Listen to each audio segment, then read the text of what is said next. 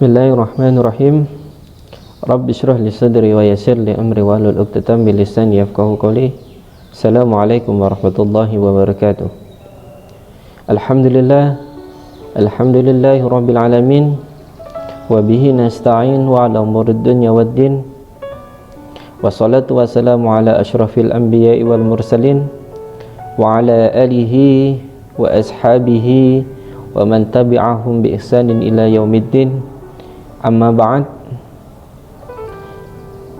Para siswa dan siswi MTS 1 Muhammadiyah yang selalu dirahmati oleh Allah insyaallah semuanya, semoga semuanya dalam keadaan baik, sehat walafiat, dan selalu Allah berikan kemudahan dan keberkahan di dalam setiap langkah kalian semua. Para anak-anak yang berbahagia, alhamdulillah pada kesempatan kali ini kita dapat berjumpa kembali dalam pembelajaran terintegrasi antara pelajaran akidah akhlak dan pelajaran fikih, yang dimana pada kesempatan kali ini kita akan membahas bersama-sama gaya hidup Islami seperti pada masa kondisi pandemi COVID-19 kali ini.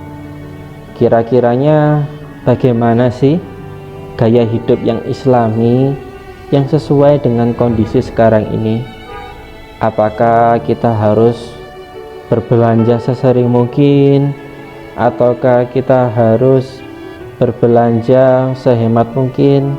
Nah, itu akan kita bahas pada kesempatan kali ini, yaitu gaya hidup yang Islami.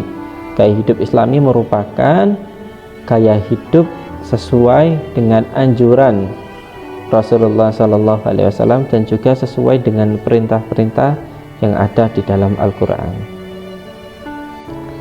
Anak-anak yang dirahmati oleh Allah Subhanahu wa Ta'ala, sekarang ini kita berada pada masa pandemi COVID-19, yang dimana pada masa pandemi seperti ini sangat memberikan dampak yang sangat signifikan dalam setiap sektor kehidupan, baik itu sektor pendidikan, di mana sekarang anak-anak masih belum bisa melakukan tatap muka secara langsung dengan guru-guru di sekolah karena menyesuaikan dengan kondisi pandemi seperti ini, di mana sekarang sistem pembelajaran semuanya dilakukan secara daring. Selain memberikan dampak dalam sektor pendidikan, pandemi COVID-19 ini juga memberikan dampak dalam sektor pariwisata maupun kegiatan-kegiatan keagamaan, dan juga yang paling terkena dampak COVID-19 adalah sektor ekonomi, di mana pada kondisi pandemi COVID-19 ini banyak sekali di antara saudara-saudara kita yang usahanya harus gulung tikar, dan juga banyak sekali orang-orang yang harus diberhentikan dari pekerjaannya, ataupun orang-orang yang tiba-tiba kehilangan pekerjaan. Oleh sebab itu, dengan menyesuaikan kondisi pandemi COVID-19 ini, sehendaknya kita sebagai umat muslim menerapkan gaya hidup secara Islami, yaitu yang sesuai dengan anjuran Rasulullah ataupun perintah-perintah di dalam Al-Quran.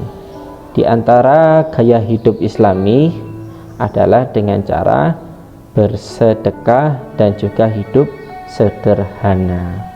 Apa yang dimaksud dengan hidup sederhana dan apa yang dimaksud dengan hidup bersedekah? Nah, pada kesempatan kali ini kita akan membahas dua poin terpenting tersebut. Anak-anak sekalian yang dirahmati oleh Allah Subhanahu wa Ta'ala, di antara gaya hidup Islami adalah yang pertama yaitu dengan sederhana, dan yang kedua dengan cara hidup bersedekah. Sederhana merupakan hidup yang sesuai dengan kebutuhan, yaitu kita hanya menggunakan barang secukupnya sesuai apa yang kita butuhkan. Kita makan sesuai dengan apa yang kita butuhkan. Kita wudhu dengan air secukupnya, kita membeli barang dengan secukupnya, dan kita menggunakan barang-barang yang lain dengan secukupnya sesuai kebutuhan. Maka menggunakan sesuatu atau memanfaatkan sesuatu untuk kebutuhan kita sesuai apa yang kita butuhkan secara cukup, maka itu dinamakan sederhana. Sederhana juga mempunyai makna tidak berlebih-lebihan. Kita makan, contohnya biasanya kita makan cuma satu piring, itu sudah kenyang. Terus tiba-tiba suatu saat kita melihat ada makanan yang begitu enak sekali, rasanya pengen makan 3 piring. Akhirnya dibelilah 3 porsi. Ternyata ketika baru dimakan 1 porsi, rasanya sudah sangat kenyang. Akhirnya 2 porsi yang lain tidak jadi dimakan dan basi dan harus dibuang. Nah, itu termasuk salah satu sifat berlebihan. Jadi yang tahu akan kebutuhan kita, akan kecukupan kita, itu diri kita sendiri. Kalau kita setiap hari cukup dengan makan 1 piring, maka sudah kita biasakan selalu, apapun itu makanannya, kita selalu biasakan makan 1 piring, tidak boleh berlebih-lebihan. Begitu juga kalau membeli kebutuhan, kita hanya butuh misalkan satu bungkus makanan, itu sudah cukup. Kita beli secukupnya saja, yaitu 1 bungkus, tidak perlu berlebihan membeli 5, 10, yang dimana nanti akan memberikan yang namanya melahirkan sifat tercela, di mana mubazir, di mana ketika makanan tersebut tidak kita makan dan akhirnya basi, maka otomatis langsung dibuang, dan itu merupakan sifat mubazir atau menyia-nyiakan makanan. Jadi hidup sederhana bisa diartikan sebagai hidup yang tidak mubazir atau tidak berlebih-lebihan dalam segala sesuatu, sebagaimana yang Allah firmankan dalam Al-Quran, innal mubazirina kanu ikhwana syayatin wa kana syaitanu li rabbihi kafura. Sesungguhnya orang-orang yang mubazir merupakan teman atau saudara-saudara syaitan. Wa kana syaitanu li rabbihi kafura, dan sesungguhnya syaitan itu selalu mengkufuri perintah Allah atau selalu melanggar perintah Allah. Oleh sebab itu, jika anak-anak sekalian tidak ingin menjadi teman ataupun saudara daripada syaitan, maka hendaknya kita hidup sederhana, tidak berlebih-lebihan dalam menggunakan segala sesuatu, baik itu air, baik itu makanan, baik itu pakaian, semuanya harus sederhana sesuai apa yang kita butuhkan. Dan gaya hidup Islami yang kedua yaitu dengan cara bersedekah. Orang yang bersedekah sangat banyak sekali keutamaannya. Allah memberikan banyak pahala yang luar biasa kepada orang-orang yang bersedekah. Di antara perintah-perintah Allah yang menyuruh setiap orang Islam, setiap orang yang beriman untuk bersedekah, diantaranya adalah sebagaimana yang Allah firmankan dalam Al-Quran, ya ayyuhalladzina amanu anfiqu mimma razaqnakum min qabli ayyatiya yaumun la bai'un fihi wala khullatu wala syafa'ah wal kafiruna humudz zalimun, yang artinya, wahai orang-orang beriman, infakkanlah, sedekahkanlah sebagian rizki yang kami berikan kepadamu min qabli ayyatiya, sebelum datangnya suatu hari, yaitu hari kiamat, di mana pada hari kiamat la bai'un fihi, tidak ada lagi namanya transaksi jual beli pada hari itu, wala khullatun, tidak ada lagi namanya persahabatan. Makna persahabatan di sini adalah di mana ketika kita sedang susah maka ada teman yang membantu, dan pada hari kiamat tidak ada lagi yang namanya A, tidak ada lagi namanya si A membantu si B membantu si C, tidak ada lagi namanya persahabatan yang demikian. Wala syafa'ah, dan juga tidak ada syafaat pada hari itu kecuali apa-apa kepada siapa yang Allah izinkan. wal kafiruna humudz dzalimun, dan orang-orang kafir merekalah orang-orang yang zalim. Jadi anak-anak perlu diperhatikan, apalagi masa pandemi COVID-19 seperti ini. Kita harus senantiasa menerapkan gaya hidup Islami, yaitu diantaranya adalah dengan cara hidup yang sederhana dan juga membiasakan diri untuk hidup dan bersedekah. Anak-anak yang dirahmati oleh Allah Subhanahu wa Ta'ala, sebagaimana di awal sudah dijelaskan bagaimana gaya hidup Islami, yaitu dengan cara sederhana dan bersedekah. Maka pada kesempatan kali ini kita akan membahas bagaimana cara menerapkan hidup sederhana dalam kehidupan sehari-hari kita. Dan di antara cara-cara tersebut ada beberapa kunci untuk menerapkan hidup sederhana dalam kehidupan kita. Di antaranya adalah mampu menahan hawa nafsu. Apa itu hawa nafsu? Hawa nafsu merupakan sesuatu yang ada dalam hati kita, dalam pikiran kita, di mana sesuatu tersebut selalu menyuruh kita untuk melakukan keburukan. Contohnya, ketika anak-anak hendak sholat, kemudian tiba-tiba anak-anak sekalian mengantuk, merasa malas, maka perlu diketahui sesungguhnya yang menyuruh untuk malas, yang menyuruh untuk mengantuk, untuk tidur, itu adalah hawa nafsu yang ada dalam diri anak-anak sekalian. Oleh sebab itu, kita sebagai muslim hendaknya mampu dan melawan hawa nafsu tersebut. Bagaimana melawan hawa nafsu tersebut? Yaitu dengan melakukan perbuatan sebaliknya. Jikalau syaitan hawa nafsu kita menyuruh kita kepada kemalas-malasan, maka kita harus melawannya dengan sebaliknya, yaitu dengan bersemangat. Jikalau hawa nafsu menyuruh kita untuk berlebih-lebihan, maka kita harus melawannya dengan sifat sebaliknya, yaitu apa? Dengan sederhana. Oleh sebab itu, kunci sederhana tidak lain adalah dengan cara menahan hawa nafsu. Karena hawa nafsu akan selalu senantiasa menyuruh kita kepada sesuatu yang berlebih-lebihan, baik itu membeli makanan berlebih, baik itu membeli pakaian yang berlebih, baik itu membeli barang-barang lain yang harganya tidak sesuai dengan fungsinya, di mana contohnya adalah pakaian. Pakaian adalah fungsinya adalah untuk menutupi aurat dan juga untuk kenyamanan tubuh. Jikalau dengan harga 100.000, 200.000 sudah mendapatkan pakaian yang nyaman, sudah mendapatkan pakaian yang dapat menutup aurat, kenapa harus membeli pakaian yang harganya 5 juta? Kenapa harus membeli pakaian yang harganya 2 juta? Pada sejatinya pakaian itu fungsinya sama. Tinggal bagaimana kita mengendalikan diri kita.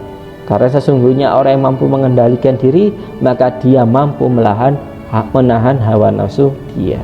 Kemudian kunci yang kedua adalah membedakan apa yang sekedar keinginan dan apa yang merupakan kebutuhan. Apa maksudnya? Terkadang kita ketika berjalan di suatu tempat perbelanjaan, di mall misalkan, kita melihat ada yang namanya baju, kita melihat ada yang namanya sepatu, melihat ada yang namanya celana. Sedangkan di rumah pakaian kita itu sudah banyak. Namun karena baju tersebut bagus dan kita ingin, akhirnya kita membeli barang tersebut. Padahal sejatinya kita tidak membutuhkan barang-barang tersebut karena barang kita sudah banyak. Namun kita hanya sekedar ingin. Oleh sebab itu kita harus membiasakan mampu membedakan apa yang sekedar keinginan dan apa yang merupakan kebutuhan. Jikalau kita tidak mempunyai sesuatu, kemudian ada barang yang itu sesuai apa yang kita butuhkan, maka kita membelinya tidak apa-apa. Namun jikalau kita sudah memiliki banyak barang tersebut di rumah, kemudian barang tersebut ternyata lebih bagus dan kita hanya sekedar ingin, maka kita harus menahan diri kita untuk tidak membeli barang tersebut terlebih dahulu, karena masih banyak kebutuhan-kebutuhan kita yang harus dipenuhi. Oleh sebab itu anak-anak harus mampu membedakan kapan barang tersebut hanya sekedar keinginan dan kapan barang tersebut merupakan sebagai kebutuhan yang benar-benar kita butuhkan. Kemudian kunci yang ketiga adalah mengetahui batasan cukup dan berlebihan. Jadi yang mengetahui kapan diri kita ini cukup, kapan kita ini merasa berlebih adalah diri kita masing-masing. Contohnya saja makan. Kita ini setiap hari tahu kalau diri kita ini makan itu cukupnya itu misalkan setengah porsi. Kalau kita sudah tahu porsi kita itu cuma setengah dan kita hanya mampu segitu, maka di suatu ketika kita hendak makan di suatu tempat, kita harus tahu bahwa kalau porsi kita itu cuma setengah. Jadi jangan mengambil 2 porsi ataupun 3 porsi yang dimana pada akhirnya sesuatu tersebut tidak kita makan dan akhirnya mubazir. Ini yang harus kita ketahui, batasan cukup dan batasan berlebihan. Kapan sesuatu tersebut dinamakan cukup, kapan sesuatu tersebut dinamakan berlebihan, yang tahu hanya diri kita masing-masing. Oleh sebab itu hendaknya sebelum makan atau sebelum membeli barang apapun kita harus mengetahui sekiranya ini cukup atau tidak, atau ini berlebihan. Jikalau berlebihan, kita kembalikan sebagiannya, kita ambil secukupnya saja. Itu adalah diantara kunci-kunci hidup sederhana. Kemudian yang keempat adalah bersyukur dengan melihat betapa besar nikmat yang Allah telah berikan. Bersyukur merupakan suatu perintah Allah Subhanahu wa taala, di mana ketika Allah memberikan berbagai nikmatnya, maka hendaknya di situ kita harus bersyukur. Bersyukur dapat kita lakukan setiap saat, dan bersyukur juga dapat membuat hati kita tenang, hati kita nyaman, sehingga kita mampu melampaui hidup ini dengan sederhana dan tidak berlebih-lebihan. Contohnya bagaimana? Contohnya kita mempunyai tas kita ini masih bagus, namun karena kita melihat teman kita ada tasnya yang lebih bagus, akhirnya kita berkeinginan untuk membeli tas yang seperti teman kita miliki. Padahal tas sejatinya, tas kita itu masih bagus dan masih layak digunakan. Karena kita kurang bersyukur melihat sesuatu yang lebih baik dari tas kita, melihat sesuatu yang lebih atas daripada kita, akhirnya kita mau membeli tas lagi, sedangkan kita masih punya tas yang lama, dimana disitu hanya akan menimbulkan sifat berlebih-lebihan. Bersyukur dapat dilakukan dengan melihat seorang orang yang Allah berikan nikmatnya tidak jauh lebih baik daripada kita. Contohnya teman kita, dia tasnya sudah berlubang dan lainnya, namun tas kita masih bagus. Disitulah akan menimbulkan rasa bersyukur. Alhamdulillah ya Allah, tas saya masih bagus, padahal tas teman saya sudah berlubang. Nah, dengan melihat seseorang yang di bawah kita, maka itu akan melahirkan yang namanya rasa bersyukur. Oleh sebab itu jangan terlalu sering kita membandingkan diri kita dengan seseorang yang jauh di atas kita, karena hal tersebut akan menimbulkan sifat-sifat kufur. Maka jikalau ingin membandingkan nikmat, betapa besar nikmat yang kita berikan, maka bandingkanlah nikmat tersebut dengan orang-orang yang tidak memiliki. Orang-orang yang nggak bisa sekolah, alhamdulillah saya bisa sekolah, ternyata dia nggak bisa sekolah, alhamdulillah. Oleh sebab itu membandingkan nikmat hendaknya dengan sesuatu yang lebih rendah daripada nikmat kita, maka sesuatu tersebut akan memberikan rasa syukur dalam kehidupan kita. Yang ketiga, yang terakhir adalah yaitu dengan muhasabah diri setiap saat. Apa itu muhasabah diri? Muhasabah diri adalah menghitung atau menghisap diri sendiri, di mana hal tersebut akan memberikan kita kesadaran bahwasanya hidup ini singkat, dan hidup ini bukan hanya untuk sekedar harta benda saja, tapi hidup ini adalah hidup yang singkat. Oleh sebab itu yang menjadi bekal kita di akhirat nanti hanyalah amal ibadah. Dengan mengingat-ingat hal demikian, maka hal tersebut akan membuat kita semakin sederhana, yaitu tidak berlebih-lebihan, karena hidup ini cuma sebentar dan ada kehidupan yang lebih abadi, yaitu di akhirat nanti. Oleh sebab itu dengan selalu berusaha muhasabah diri di setiap saat akan memberikan pemahaman kepada kita bahwasanya hidup ini singkat, maka jangan sampai disibukkan dengan duniawi saja, tapi juga harus menyibukkan diri dengan hal-hal yang bersifat ukhrawi, perintah-perintah Tuhan, sunnah-sunnah Rasulullah. Oleh sebab itu, janganlah kita sekalian mensibukkan diri dengan hal-hal yang duniawi saja, bermain saja, kemudian jalan-jalan saja. Namun masih banyak hal-hal yang bersifat ukhrawi yang harus kita kerjakan. Itu diantara kunci-kunci hidup sederhana yang niscaya jikalau kita tiapkan kunci-kunci tersebut dalam kehidupan kita, maka insya Allah kita akan mampu melampaui hidup ini dengan cara sederhana. Anak-anak yang dirahmati oleh Allah Subhanahu wa Ta'ala, selanjutnya diantara gaya hidup Islami yang dianjurkan oleh Islam adalah bersedekah. Apa itu bersedekah?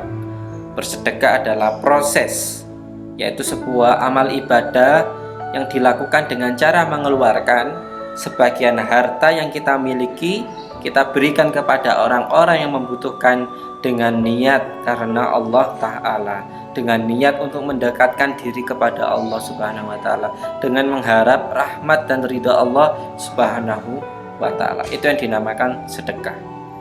Jadi harta benda baik itu berupa uang, makanan, ataupun barang-barang yang lainnya dapat dimanfaatkan jikalau kita berikan kepada orang lain yang membutuhkan, maka sesungguhnya itu merupakan yang dinamakan sedekah. Allah menjamin bagi orang yang bersedekah akan Allah berikan yang namanya naungan di hari kiamat nanti. Anak-anak sekalian, nanti di hari kiamat semua manusia akan dikumpulkan, dibangkitkan jadi satu, yaitu di padang mahsyar, di mana ketika itu matahari hanya berjarak 1 jengkal dari kepala kita. Bayangkan betapa panasnya ketika itu. Dan ketika hari itu tidak ada yang namanya tempat berteduh, tidak ada tempat bernaung, dan juga tidak ada pertolongan selain yang namanya pertolongan Allah dan naungan Allah Subhanahu wa Ta'ala. Dan Allah menjamin 7 golongan yang Allah akan berikan naungan di hari kiamat nanti. Di antaranya adalah rajulun tasaddaqa bisidqin fa akhfaha hatta la ta'lamu ma tunfiqu hatta la ta'lamu shimaluhu ma tunfiqu yaminuhu. Di antara 7 golongan yang Allah akan berikan naungan di hari kiamat nanti adalah orang-orang yang bersedekah dengan penuh keimanan kepada Allah Subhanahu wa Ta'ala, dan dia bersedekah secara sembunyi-sembunyi sampai diibaratkan tangan kirinya tidak mengetahui apa yang disedekahkan oleh tangannya. Maka sesungguhnya orang-orang seperti itu Allah akan jamin yang namanya naungan di hari kiamat nanti. Para anak-anak yang dirahmati oleh Allah Subhanahu wa Ta'ala, bersedekah merupakan sesuatu yang sederhana, dan ini hendaknya kita selalu lakukan, apalagi di masa-masa pandemi seperti ini, di mana banyak sekali saudara-saudara kita yang membutuhkan bantuan, baik itu karena diberhentikan pekerjaannya ataupun karena kebutuhannya bertambah. Itu banyak sekali. Oleh sebab itu, kita sebagai umat muslim, sebagai saudara sesama muslim, hendaknya saling membantu dalam kebaikan. Jikalau ada yang membutuhkan, berapapun itu, apapun itu yang kita miliki, hendaknya kita sisihkan sebagiannya, kita berikan kepada orang yang membutuhkan.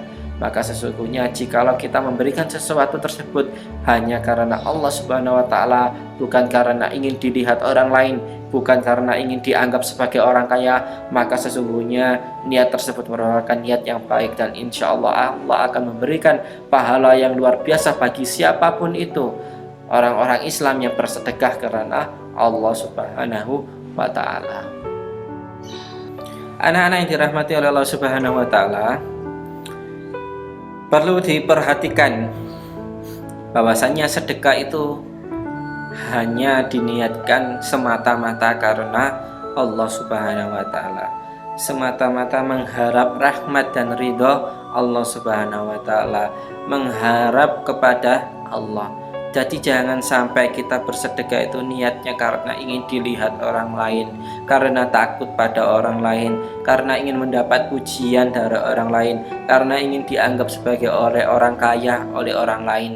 Janganlah sampai meniatkan hal-hal tersebut, tapi niatkanlah sedekah itu semata-mata karena Allah Subhanahu wa taala. Kenapa? Karena sedekah yang berharap selain kepada Allah hanya akan menimbulkan penyakit-penyakit hati. Jadi suatu ibadah itu jika dilakukan dengan baik dan benar akan memberikan dampak positif bagi kehidupan kita, akan melahirkan yang namanya sifat-sifat terpuji, baik itu sifat mampu mengendalikan amarah, mampu mengendalikan nafsu, mampu berkata baik. Itu merupakan buah dari ibadah. Dan perlu diketahui, ibadah yang dilakukan karena mengharap sesuatu dari orang lain itu akan hanya menimbulkan penyakit-penyakit hati. Apa itu penyakit hati? Yaitu penyakit yang hanya bisa dideteksi oleh tubuh kita sendiri. Yaitu kapan kita merasa sombong, kapan kita merasa lebih baik dari orang lain, yaitu penyakit dengki, penyakit benci. Itu semuanya merupakan penyakit-penyakit hati. Dan ibadah yang dilakukan karena mengharap sesuatu selain Allah Subhanahu wa taala, maka sesungguhnya hal tersebut hanya akan melahirkan penyakit-penyakit hati. Setelah bersedekah, hendaknya orang tersebut semakin baik, semakin rendah diri. Tapi jikalau orang tersebut meniatkan sesuatu sedekah tersebut karena mengharap sesuatu dari orang lain, maka akan melahirkan penyakit sombong. Orang yang setelah bersedekah seharusnya dia semakin rendah diri, maka sejatinya orang yang bersedekah karena selain Allah, maka dia akan semakin sombong, semakin lebih baik daripada orang lain. Dan inilah hal-hal yang perlu dihindari. Oleh sebab itu, sebelum penyakit ini datang, kita harus menghindarinya. Karena apa? Karena jikalau penyakit ini sudah ada dalam diri kita, maka itu akan lebih susah diobati. Seperti hanya COVID-19 ini. Yang namanya menjaga diri dari COVID itu sebenarnya sangat mudah. Memakai masker, menerapkan protokol kesehatan, itu merupakan bukti pencegahan. Itu merupakan sesuatu yang mudah. Namun jikalau COVID itu sudah masuk dalam tubuh kita, maka itu susah untuk diobati. Oleh sebab itu, al-wiqayatu khairun minal ilaj. Yang namanya pencegahan itu lebih baik daripada pengobatan. Untuk mencegah penyakit hati, apa yang harus kita lakukan? Yaitu dengan meniatkan, dengan memperbaiki niat kita karena Allah Subhanahu wa taala, dengan berusaha sebelum melakukan ibadah apapun, melakukan pekerjaan apapun itu hanya diniatkan satu, karena siapa? Karena Allah Subhanahu wa taala, bukan mengharap yang lain. Maka jikalau kita sudah bisa menerapkan, memperbaiki niat kita, maka insya Allah kita akan terhindar dari namanya penyakit-penyakit hati. Anak-anak sekalian dirahmati oleh Allah Subhanahu wa taala, setelah kita mengetahui apa itu makna sedekah dan bagaimana tata caranya, sekarang kita akan membahas kapan itu sedekah akan diberikan dan berapa banyak sedekah yang harus diberikan dan kepada siapa sedekah itu harus diberikan. Adapun perihal kapan, pada sejatinya sedekah itu tidak mengenal waktu. Kapan saja boleh dilakukan. Tidak harus ketika kita kaya, tidak harus ketika miskin, maupun dalam keadaan kaya, maupun dalam keadaan miskin, maupun keadaan berlebih, maupun keadaan tidak punya. Hendaknya kita selalu membiasakan diri untuk bersedekah. Karena orang-orang yang bersedekah dalam keadaan kaya ataupun dalam keadaan miskin, dalam keadaan mempunyai ataupun tidak dalam keadaan mempunyai, maka sejatinya Allah akan menggolongkan dia sebagai orang-orang yang muhsin. Sebagaimana yang Allah firmankan dalam Al-Quran, alladzina yunfikuna amwalahum fis sarra wad dharra wal kaziminal ghaidha wal afina 'anil nas wallahu yuhibbul muhsinin. Yaitu orang-orang yang menginfakkan sebagian harta mereka ketika dalam masa lapang ataupun masa sempit, dan orang-orang yang mampu menahan amarah, dan orang-orang yang mampu memaafkan manusia yang lain, maka sesungguhnya mereka adalah orang-orang yang muhsin. Dan Allah menyukai orang-orang yang muhsin. Apa itu orang yang muhsin? Orang yang muhsin adalah orang yang berbuat kebaikan. Oleh sebab itu, kita harus membiasakan diri dalam keadaan tidak punya ataupun dalam keadaan punya, dalam keadaan mampu ataupun tidak mampu. Hendaknya kita harus selalu membiasakan untuk bersedekah kepada orang lain. Mari kita latih diri kita untuk selalu membiasakan sifat memberi. Jikalau kita sudah membiasakan diri kita untuk memberi, maka itu akan membentuk mental dan pribadi kita untuk menjadi mental dan pribadi pemberi. Kemudian, berapa yang harus disedekahkan? Sebagaimana sedekah tidak mengenal waktu, sedekah juga tidak mengenal yang namanya takaran dan nominal. Berapapun itu boleh kita berikan kepada orang lain. Tidak mengenal 1 kilo, tidak mengenal 2 kilo, tidak mengenal 1000 kilo, tidak mengenal nominal 1 rupiah, 2 rupiah, 1 juta, 100 ribu. Sedekah sejatinya tidak mengenal berapa takarannya. Semakin kita ikhlas, semakin kita tulus mengeluarkan harta benda kita ke jalan Allah Subhanahu wa Ta'ala, maka semakin besar juga pahalanya. Jadi bukan seberapa banyak yang kita sedekahkan, tapi bagaimana cara kita menyedekahkannya. Apakah hati kita sudah benar-benar tulus karena Allah? Apakah sedekah tersebut sudah benar-benar kita niatkan karena Allah? Maka jikalau kita sudah benar-benar meniatkan harta benda tersebut kita sedekahkan hanya karena Allah Subhanahu wa Ta'ala, maka itu merupakan sesuatu yang sangat luar biasa. Kemudian, kepada siapa hendaknya kita bersedekah? Bersedekah hendaknya kepada kerabat-kerabat terdekat kita. Mungkin bisa jadi saudara sepupu kita, mungkin bisa jadi keponakan kita, ada yang membutuhkan, maka hendaknya kita mulai dari yang terdekat terlebih dahulu. Bisa jadi tetangga di samping rumah kita, dia adalah orang-orang yang berhak mendapatkan sedekah kita. Oleh sebab itu, setiap orang harus peduli, harus menanamkan empati dan simpati pada dirinya terhadap lingkungan sekitarnya. Bisa jadi orang-orang di sekitar kita itulah orang-orang yang membutuhkan dan berhak mendapatkan sedekah kita.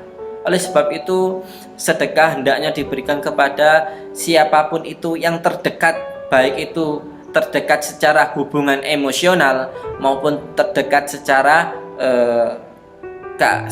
geografis atau secara lingkungan. Bisa jadi tetangga kita ataupun kerabat-kerabat kita.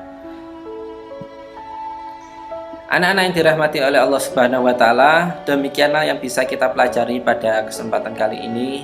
Tadi sudah dijelaskan apa itu sederhana, apa itu bersedekah, bagaimana gaya hidup yang islami, bagaimana tata caranya. Semoga anak-anak bisa dapat memahaminya dengan baik dan dapat menerapkan dalam kehidupan sehari-hari. Dan jangan lupa selalu bersemangat dalam belajar. Semoga semangat belajar anak-anak sekalian mendapatkan pahala yang luar biasa. Dan jangan lupa tetap menjaga protokol kesehatan. Wabillahi taufiq wal hidayah wa ridha wal inayah. Wassalamualaikum warahmatullahi wabarakatuh.